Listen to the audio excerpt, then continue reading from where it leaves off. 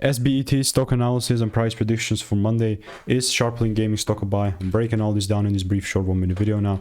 As the only guy in the space with an actual track record of 43,000 videos over 5 years, I have seen what's working for me and what's not.